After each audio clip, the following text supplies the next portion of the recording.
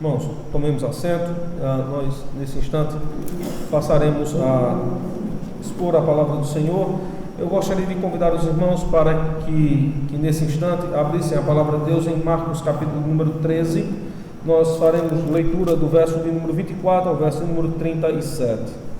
Marcos capítulo 13, verso 24 ao verso 37. Eu vou fazer o seguinte, irmãos, já na leitura eu já vou dividir o texto aqui para os irmãos, para que a gente não faça a leitura duas vezes.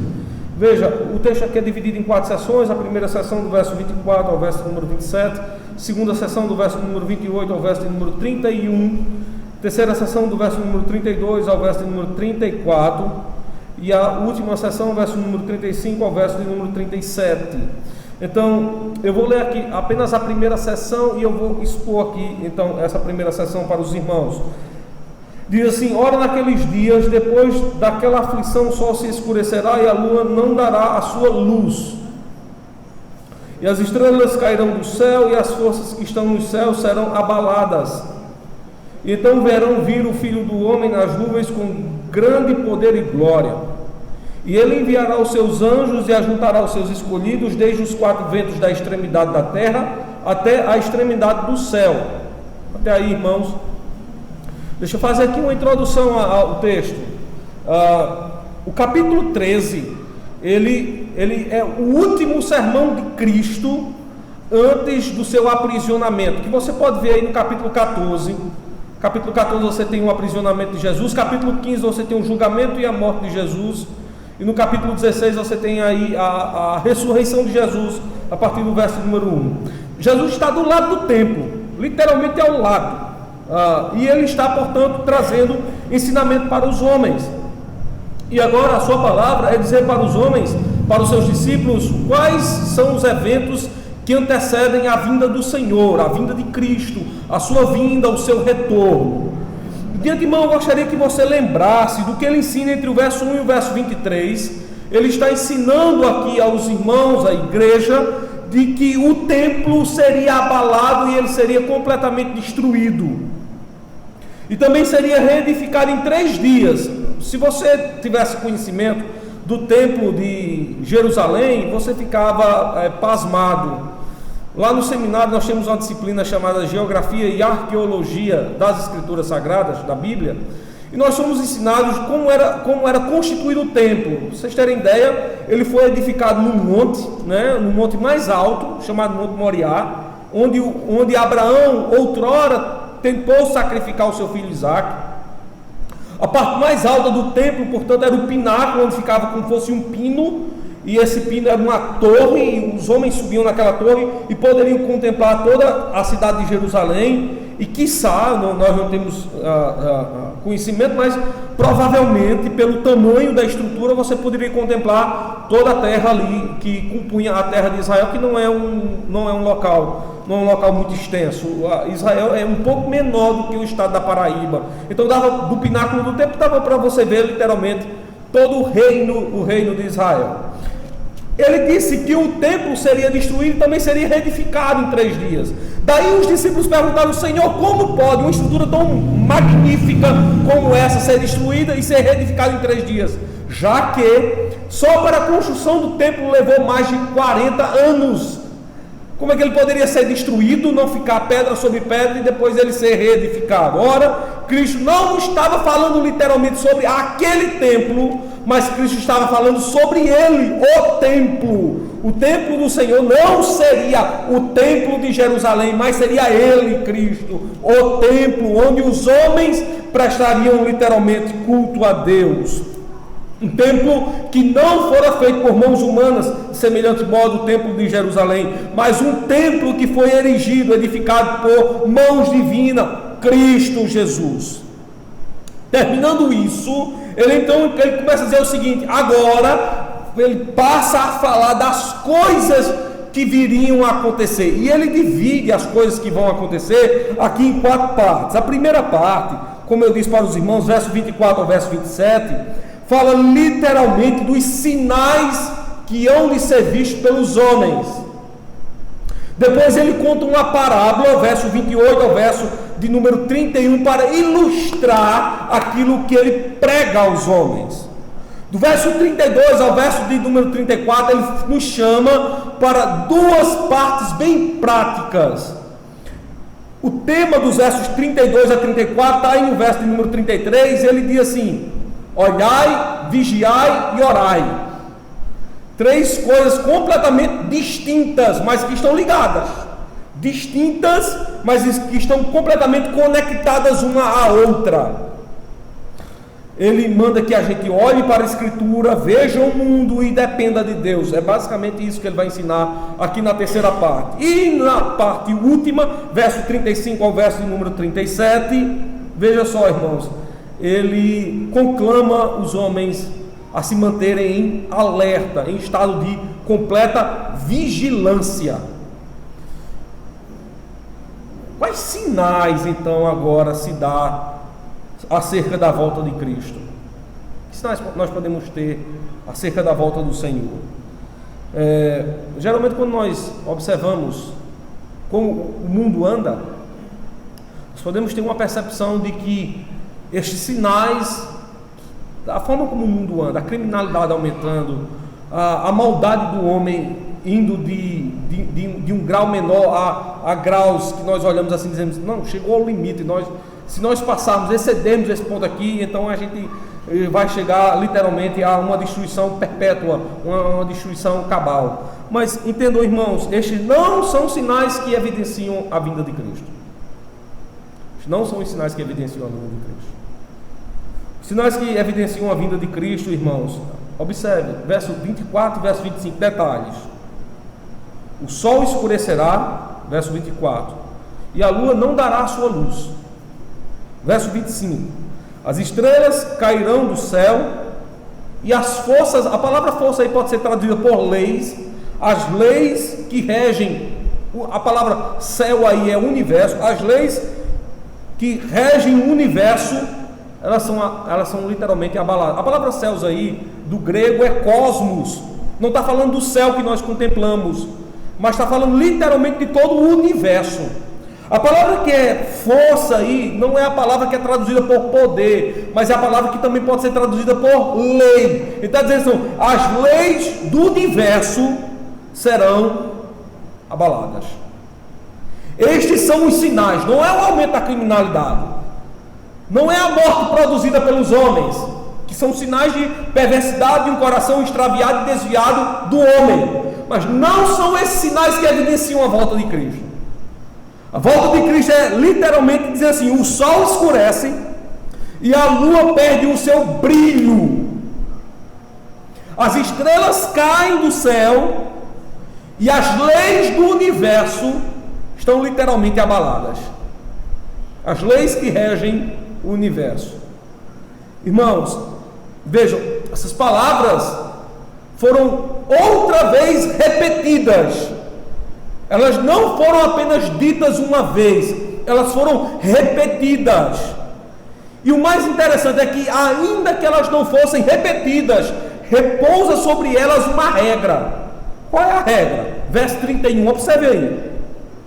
Passará o céu e a terra, mas as minhas palavras não passarão. Veja, ainda que não fosse repetido essa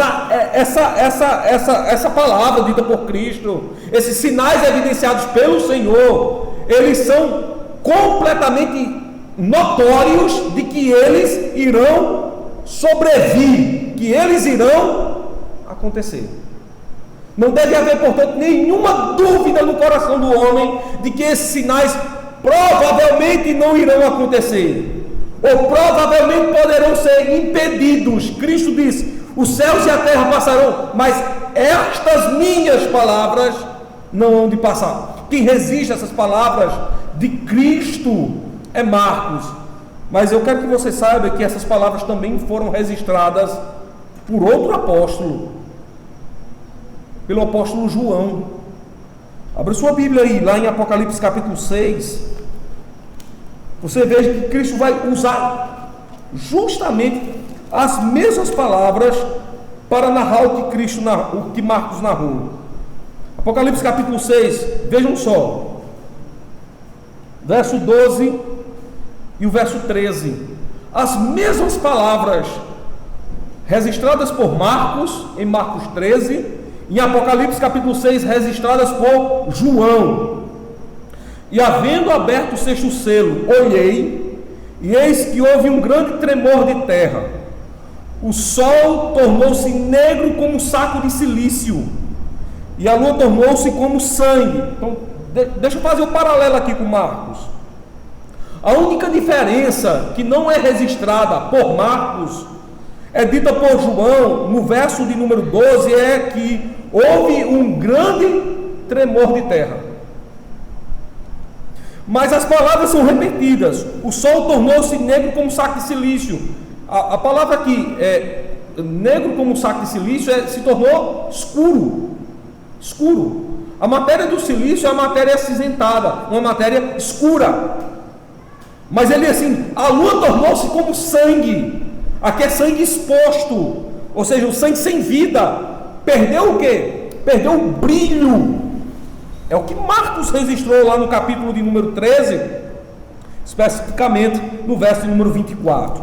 Agora vejam só, no verso 25 do capítulo 13, ele diz assim: e as estrelas cairão do céu, e o universo, e as leis do universo, e as forças que estão nos céus serão abaladas. Agora veja o verso 13 do capítulo 6, diz assim: e as estrelas do céu caíram. Veja, o João já está narrando de que, de fato, esse evento aconteceu na sua visão.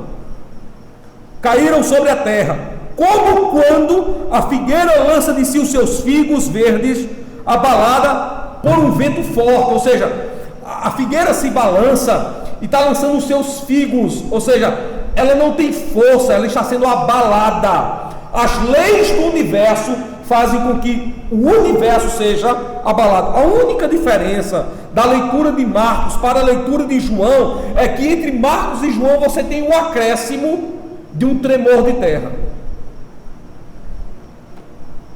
Mas observe, irmãos, ainda que Marcos não tenha narrado esse tremor de terra, antes mesmo de Marcos, o salmista, na lei do Senhor, já tinha narrado esse evento. Como se isso não fosse aterrorizante. Veja, o salmista já tinha dito que haveria um grande tremor de terra. Abra sua Bíblia, lá no livro dos Salmos, capítulo de número 46. Observe que o salmista, ele já havia narrado esse grande evento do Senhor, os eventos que antecedem o retorno de Cristo. Deixa eu fazer para você aqui uma introdução ao Salmo 46. Veja, o Salmo 46, ele nunca era cantado e também ele nunca era lido só. O Salmo 46, ele faz parte de uma coleção de 3 salmos que evidenciam o fim dos tempos. O Salmo 46 é o primeiro salmo, depois você tem o Salmo 47, depois você tem o Salmo 48. No Salmo 46, ele narra um grande evento que acontece sobre a terra. No Salmo 47, você vê a cidade de Deus sendo contemplada pela vista dos salvos. No Salmo de número 48, Deus agora revela-se ao seu povo como Senhor Criador de todas as coisas e sustentador de seus filhos e da cidade santa. Mas o Salmo 46 é o nosso objeto de estudo. Observe que o salmista narrou que haveria um grande tremor de terra. Verso de número 1 e 2 diz assim: Deus é o nosso refúgio e fortaleza, socorro bem presente na angústia. Portanto, não temeremos. Olha o tremor de terra agora. Ainda que a terra se mude, e ainda que os montes se transportem para o meio dos mares. Não era que as montanhas, os montes, os picos iriam para o seio dos mares.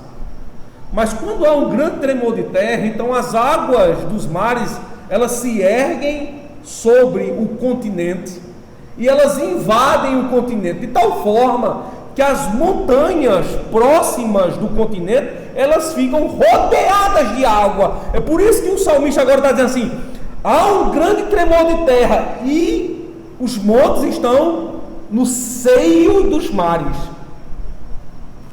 Irmãos, estes são os eventos narrados por Marcos que marca a vinda de Cristo.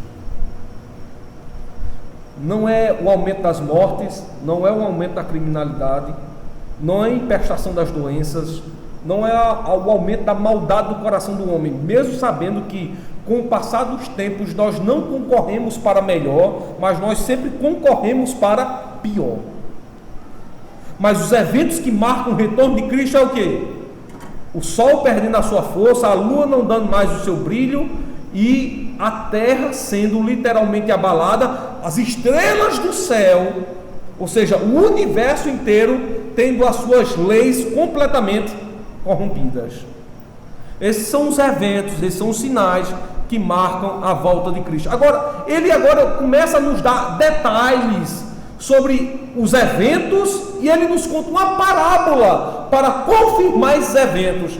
Para que servia a parábola? A parábola era apenas para ilustrar uma verdade anteriormente dita, já que os discípulos não estavam vendo as estrelas caindo, o sol perdendo o seu brilho, a lua perdendo a sua luz, a terra se tremendo. Então Cristo agora, para eles, vai dizer uma parábola. Veja, e a parábola é bastante real.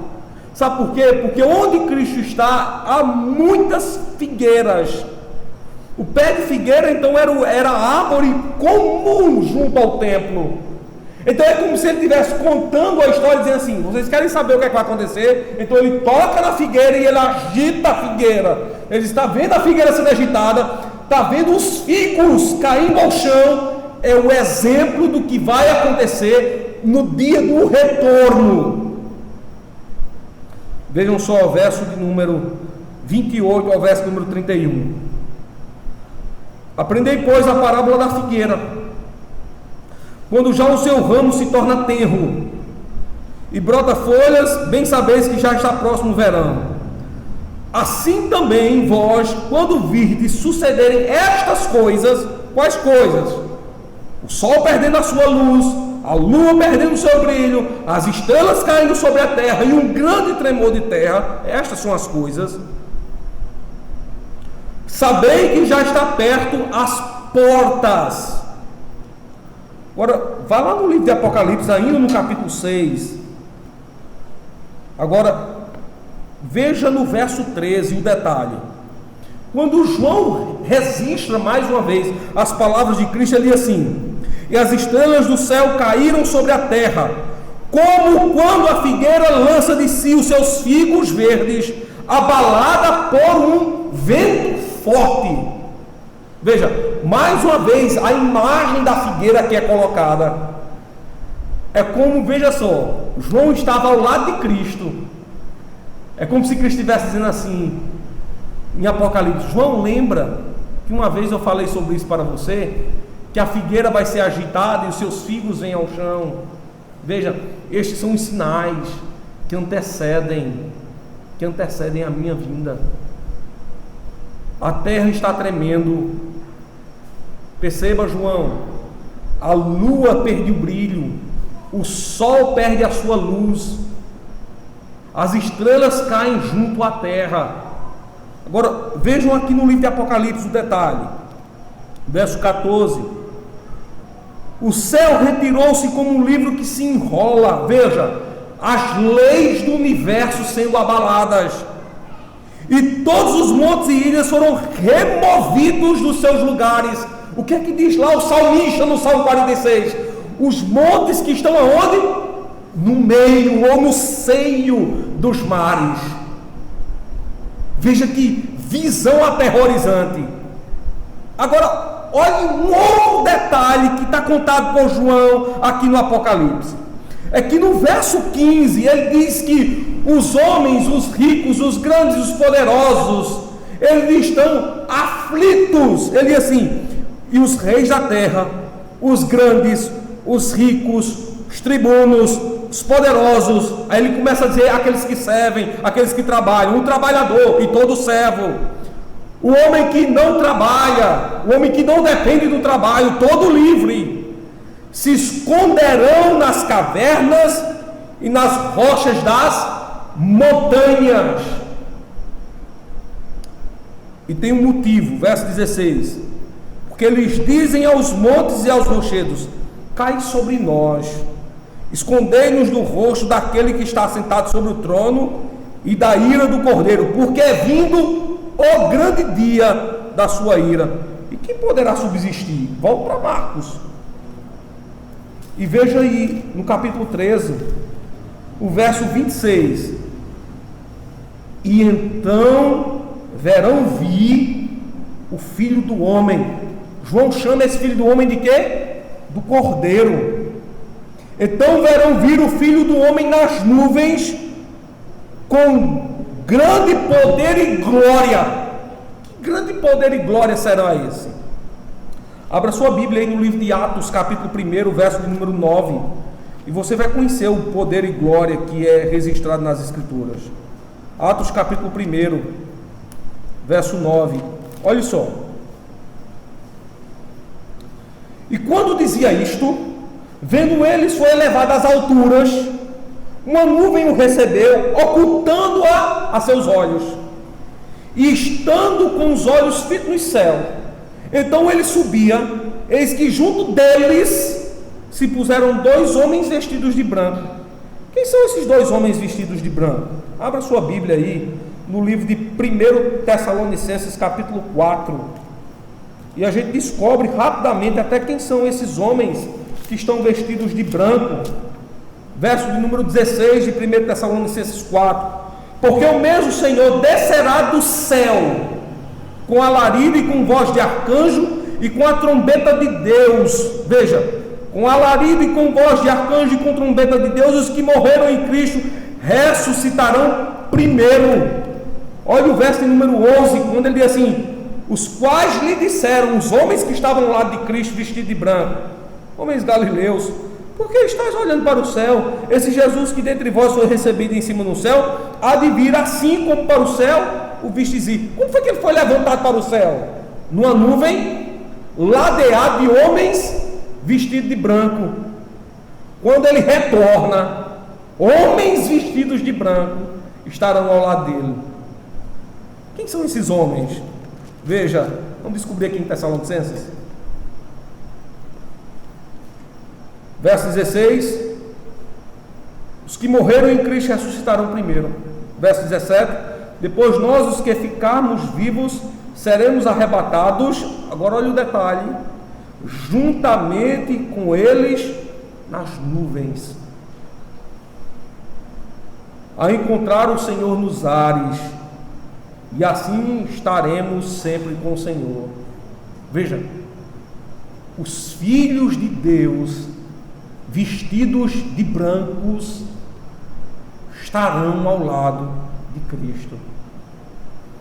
Agora você entende os detalhes da volta do Senhor, os sinais no céu, os sinais na terra, e os crentes, os filhos de Deus, os mortos que hão de ressuscitar, e os vivos que serão levantados ou arrebatados. Como nós devemos saber ou fazer para saber da volta de Cristo? É o terceiro ponto. Volta lá para Marcos capítulo 13 e você vai descobrir facilmente como você faz para saber sobre a volta de Cristo. Verso 32 ao verso de número 34, ele nos ensina. Escute bem: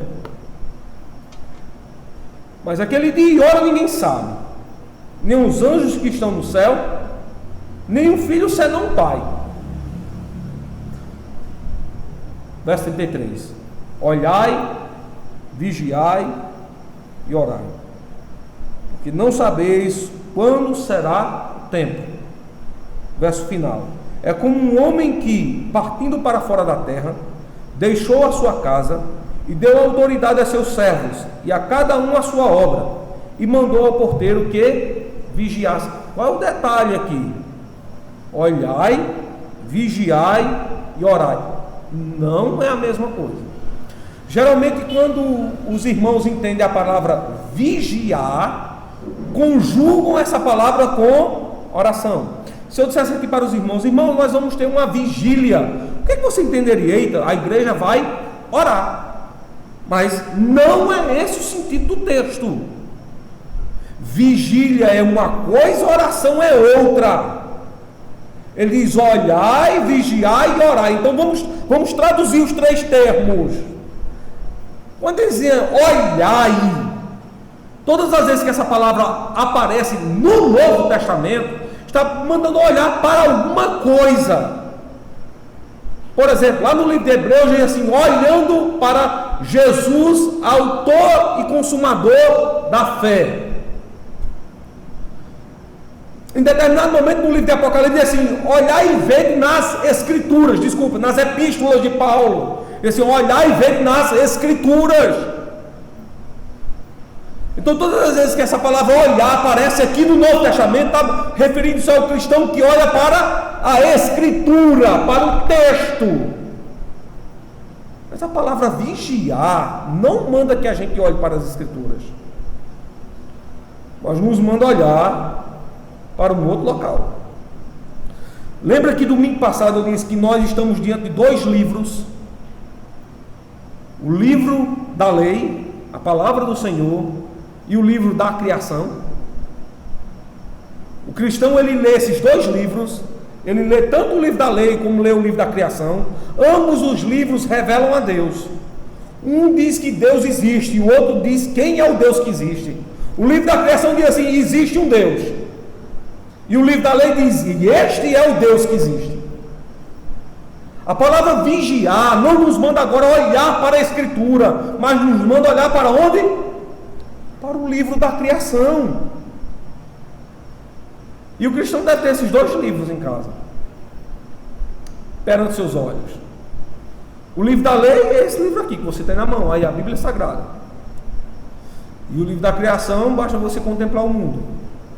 Esse é o livro da criação. Quando você contempla o mundo, você vê sol, luz, estrelas, mares, rios, todo animal que se move, todo animal que voa, todo animal que está sob as águas. Esse é o grande livro da criação. Então a vigília do crente é observar o livro da criação, olhar para o mundo. E o exemplo desse é o porteiro que vigia no verso de número 34. Ele não está olhando para dentro de casa, mas ele está olhando para fora de casa. O sentinela, que era o personagem que fazia a vigilância do povo de Israel no Antigo Testamento, você pode ler sobre ele no capítulo 34 do livro de Ezequiel. Ele ficava sobre o muro de Jerusalém, observando para fora do muro, para observar se via algum ladrão que fortuitamente entrasse em Jerusalém, para que ele pudesse avisar aos moradores da casa. Ele fazia isso tocando a trombeta de Deus. Os moradores ouviam o toque da trombeta e sabiam: existe um ladrão agora na terra, portanto vigiemos, cuidemos da nossa casa. Um pregador inglês, seu nome era Charles Spurgeon, pregador batista, fiel às Escrituras, ele diz algo bem interessante. Ele diz assim: em uma das mãos nós devemos ter a Escritura, na outra mão nós devemos ter um jornal. A Escritura me diz quem Deus é e o que Ele requer de mim, mas o jornal me diz o que é que Ele anda fazendo no mundo. Se eu quiser saber o que é que Deus anda fazendo no mundo, então eu vou ler o jornal. Então veja, para que nós saibamos quando do retorno de Cristo, eu tenho que olhar para onde? Para o livro da lei, mas também para o livro da criação. Um olho no peixe e outro olho no gato. Um olho na lei do Senhor e o outro olho no mundo. Olhar para o mundo, pastor. Observe que a palavra vigilância, ela vem junto, não é a mesma coisa, mas ela está jungida da palavra orai. Observe, olhai, agora ele diz assim: vigiai e orai. Na construção da fraseologia, no termo grego você não tem vigia e oração, mas é como se fosse vigiar e automaticamente orar. Então, veja, eu olho para o texto, eu olho para o mundo, e agora eu dependo de Deus. A oração é uma completa entrega e dependência do Senhor. Para usarmos as mesmas expressões a quem dizem os americanos geralmente dizem assim, em Deus confiamos. I trust God, ou seja, em Deus confiamos, em Deus mantemos a nossa confiança. Eu olho para a lei, olho para o livro da criação, e eu me encontro completamente dependente de Deus. O coração do crente, portanto, ele deve estar nesse tripé, nesse triângulo da verdade. Olho para a lei para saber o que Deus requer de mim, para conhecê-lo e amá-lo. É por isso que eu olho para a lei. Daí o salmista não tem dúvida em dizer: bem-aventurado o homem que medita na lei do Senhor, há quanto tempo? Dia e noite. Mas eu preciso descobrir o que é que Deus anda fazendo no mundo. Então eu olho para a criação. Olhando para a criação, eu começo a descobrir o que é que Deus andou fazendo aí afora. Para não ser enganado com as coisas dessa vida, eu oro a Deus para dizer: eu dependo de Ti, Senhor, porque em Ti confio. Então eu estou orando a Ti, Senhor. A lei, a criação e a dependência de Deus me levam a entender acerca de quê? Da volta de Cristo. A lei me diz quais sinais. No mundo eu vejo os sinais, e com a oração eu dependo de Deus.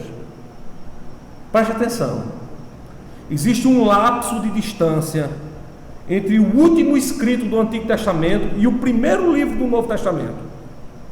Esse lapso é de 450 anos entre o escrito de Marcos, o primeiro texto do Novo Testamento, e Malaquias, o último texto do Antigo Testamento, é de 450 anos. O livro dos Salmos foi escrito no ano 1000 antes de Cristo. Então, entre o livro de Salmos e Marcos, nós temos uma diferença de 1000 anos. O salmista já olhava para a lei, já contemplava a criação e já dependia de Deus. Abra sua Bíblia novamente lá no Salmo 46 para você encontrar essa verdade. Veja, nós lemos os versos 1 e 2 do Salmo 46, mas atente com muita atenção aqui ao verso 3, 4 e 5.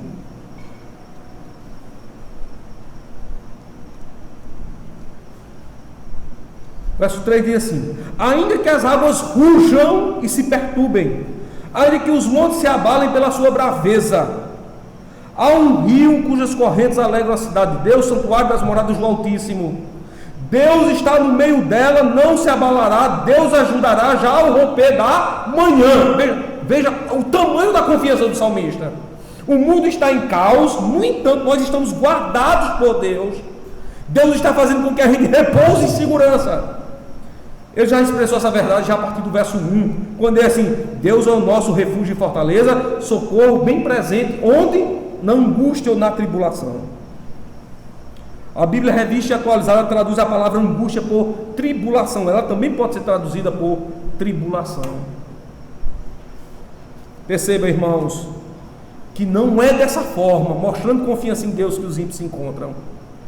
Veja, eu olho para a lei, eu olho para a criação e mantenho confiança em Deus, né? Olhai, vigiai e orai. Agora veja o verso 34 do capítulo 13 de Marcos.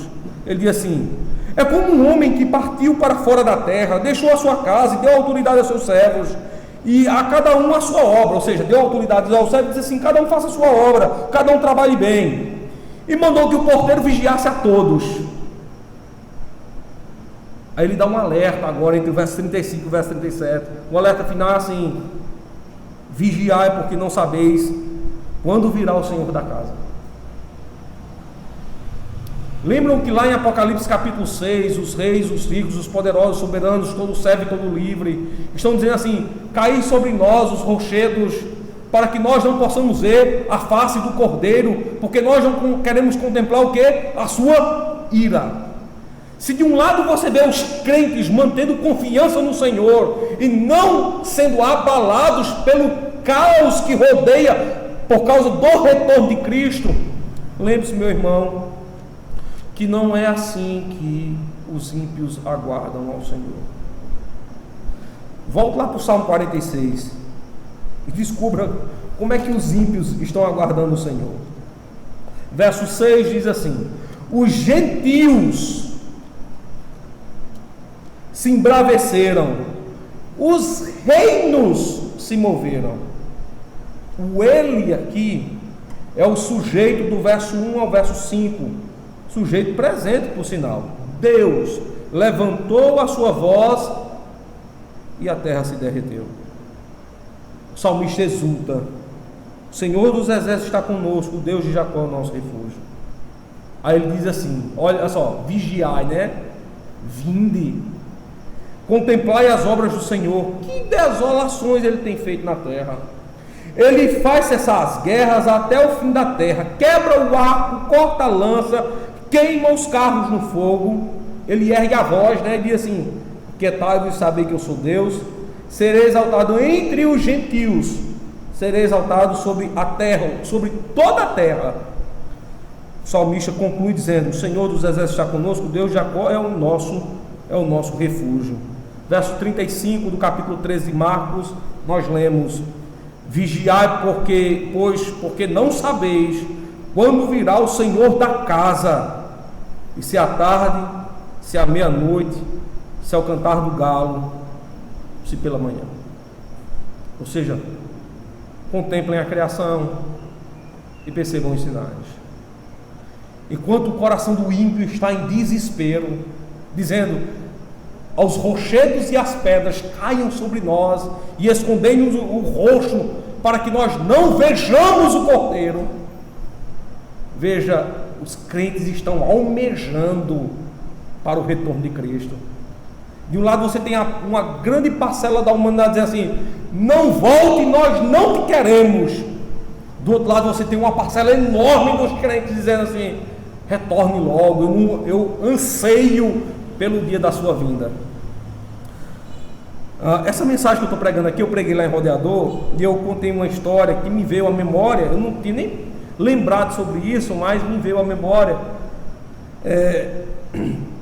Eu já disse aqui várias vezes aos irmãos que eu fui criado com minha avó e com meu avô. E eu me lembro, minha avó, ela sempre foi muito altruísta, né? Ela sempre foi muito para frente, assim. Ela é quem organizava as coisas da casa. Por exemplo, lá na minha casa são 6 mulheres, filhas dela, mas ela nunca permitiu que uma das meninas tomasse a frente de alguma coisa. Ela sempre foi muito para frente, ela que organizava as coisas. Ela parecia uma irmã das filhas. Enquanto que as filhas eram muito paradas, ela era aquela que dizia: olha, bora fazer isso, vamos fazer aquilo, nós vamos fazer assim, nós vamos fazer assado. Ela que tomava a frente das coisas. Você deve conhecer muitas mulheres que são assim.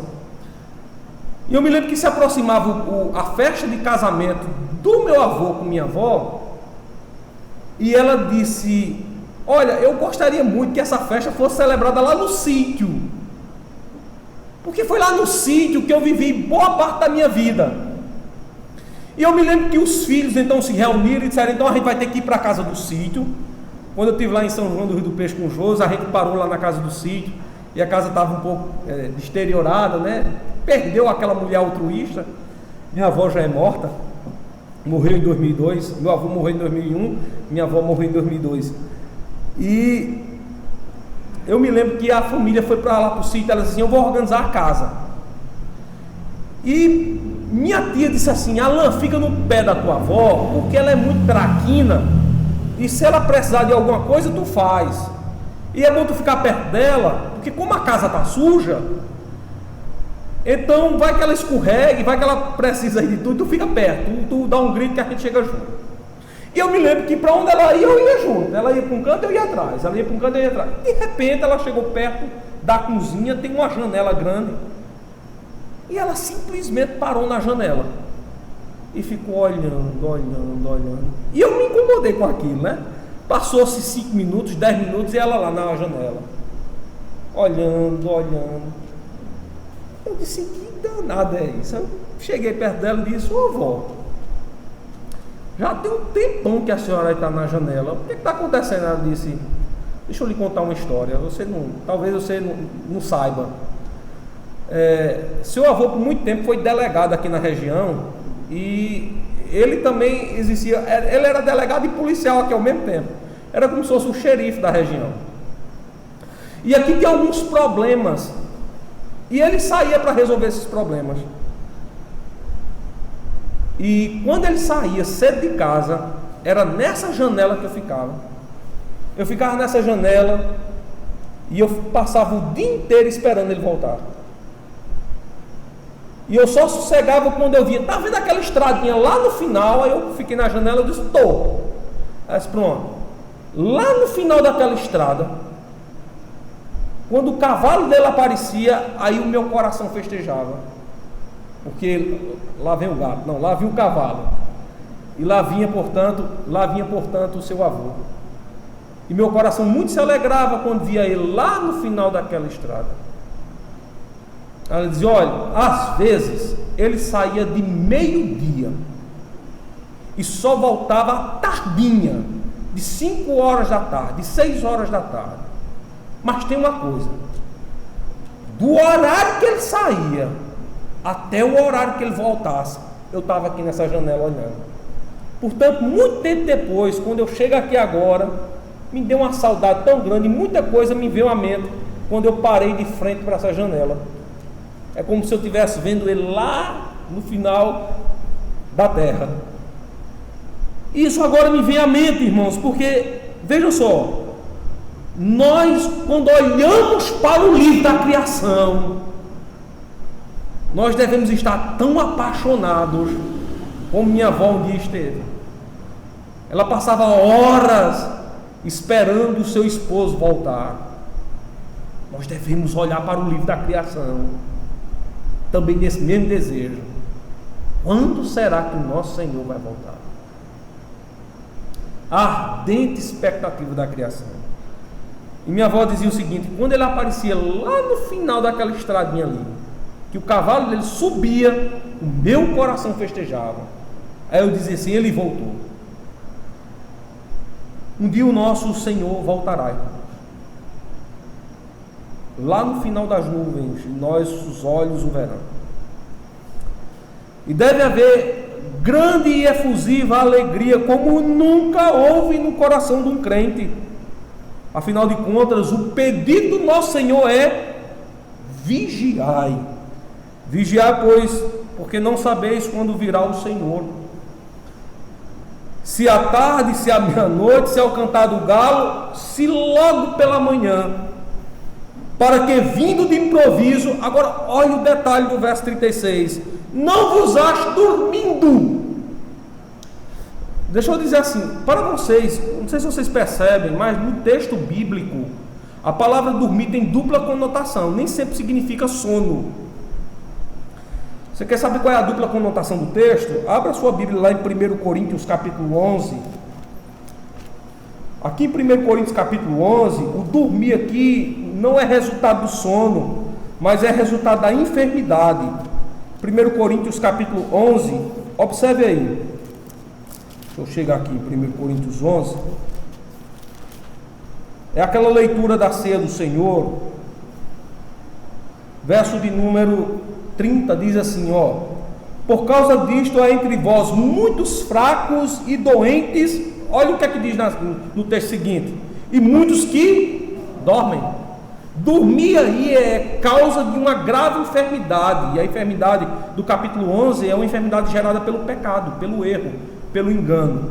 Depois abra sua Bíblia lá em 1 Tessalonicenses capítulo 4, versículo 8, e você vai ver que o resultado de dormir ali em Tessalonicenses já não é mais algo que advém da enfermidade, mas já é outro sentido amplamente duro, que é a morte. Veja só, 1 Tessalonicenses capítulo 4, verso de número 8, ele diz assim, ó: não quero, porém, irmãos, que sejais ignorantes acerca dos que já dormem, ou seja, já estão mortos. Dormir ali, portanto, é conclusivo. São aqueles que por causa do pecado entraram em enfermidade, e a enfermidade os levou aonde? Para a morte. Então tome cuidado, Cristo está voltando e você pode estar morto.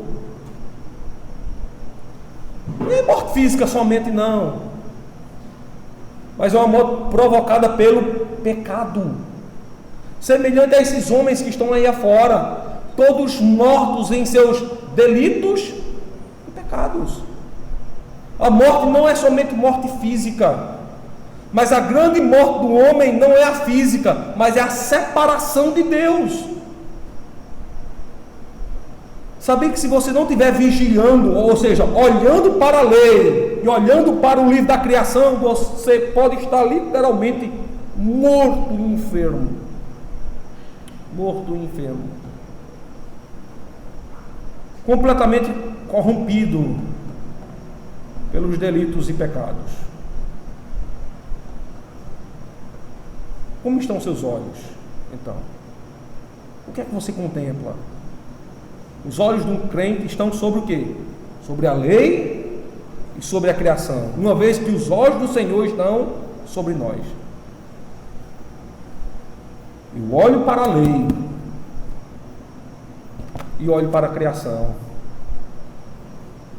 e oro ao Senhor, me encontro completamente dependente dele, completamente dependente da sua bondade, do seu amor, da sua graça, como dizem os americanos, né? Em Deus confiamos. Eu me encontro completamente dependente de Deus. Veja, se eu não tenho esse tríplice padrão de vida, lei, criação e dependência, eu posso estar dormindo, morto em meus delitos e pecados. Se o Senhor volta e me encontra morto, o que é que acontece comigo? Aquele mesmo desespero dos homens. Vamos contemplar o desespero deles? Apocalipse capítulo 6. Olha o desespero dos homens.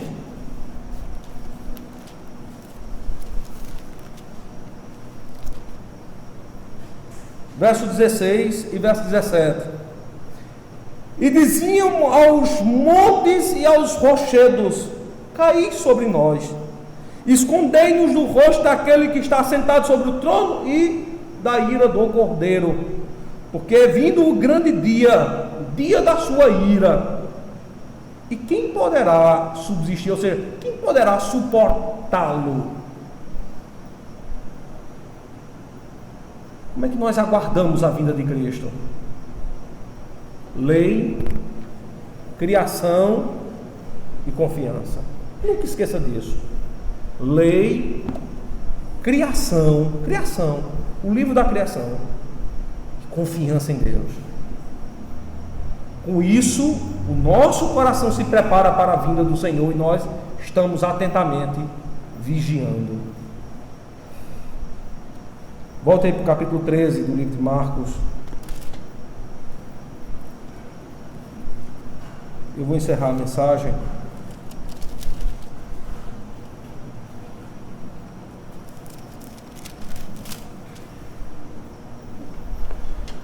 Verso 37 ele encerra então dizendo: e as coisas que vos digo, digo-as a todos, vigiai. Ou seja, assim se faça. E por que o assim se faça? Olha o verso 31 mais uma vez: passará o céu e a terra, as minhas palavras não passarão. Em outras palavras, não duvido. Não duvido. E aqui eu reclamo as palavras de João em Apocalipse, né? Quem tem ouvidos para ouvir, ouça o que esse Espírito, o que o Espírito Santo, o que Cristo diz que o Espírito diz às igrejas. Então vigie, meu irmão. Olhe a lei, olhe a palavra, olhe a criação e confie em Deus. Vigie, meu irmão. Isso é o significado. Lei, criação e confiança em Deus. Lei, criação e confiança em Deus. E assim estaremos preparados para o dia de Cristo. Amém, irmãos? Vamos ficar de pé. Vamos, nesse instante, orar ao Senhor, pedir a Deus perdão pelos nossos pecados, agradecer a Deus por esta noite tão bendita, sermos gratos ao Senhor por todo o benefício que Ele tem nos feito, nos prepararmos para aquele grande e bendito e maravilhoso dia em que o Senhor há de vir e retornar sobre as nuvens. Senhor Deus amado, nós te louvamos, te agradecemos, bendizemos o teu nome e pedimos que o Senhor nos abençoe. O teu dia se aproxima, o grande dia do Senhor. Perdoe os nossos pecados, perdoe os nossos erros, perdoe as nossas falhas. É no nome de Cristo que nós te louvamos, te servimos e desde já te agradecemos por tamanho benefício que o Senhor tem nos dado, pela forma como o Senhor nos tem conduzido, pela forma como o Senhor tem nos ensinado.